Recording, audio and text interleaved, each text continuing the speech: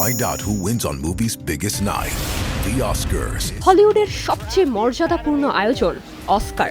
এরই মধ্যে ঘোষণা হয়ে গেছে 2026 সালের অস্কারের শর্টলিস্ট। শুরু হয়ে গেছে সিনে জগতের সবচেয়ে বড় পুরস্কারের দৌড়, আর সেই দৌড়ে এগিয়ে আছে বেশ কয়েকটি নাম।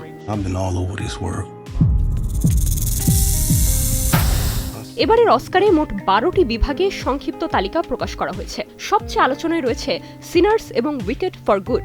একাধিক বিভাগে জায়গা করে নিয়েছে এই দুই চলচ্চিত্র। অরিজিনাল গান, sound, visual effects, makeup, cinematography, এমনকি নতুন যুক্ত হওয়া বিভাগ বেস্ট কাস্টিংয়েও মনোনীত হয়েছে সিনেমাগুলো।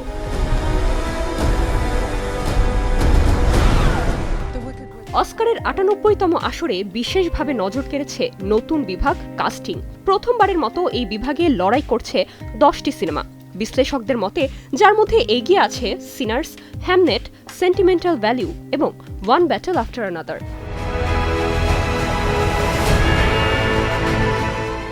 সঙ্গীত বিভাগেও থাকছে চমক। অরিজিনাল স্কোরে জায়গা পেয়েছে Avatar, fire and ash, Tron, Ares, Sinners আর উইকেট ফর গুড। অরিজিনাল গানে সিনার্স আর উইকেট দুটো সিনেমারই একাধিক গান শর্টলিস্টে রয়েছে।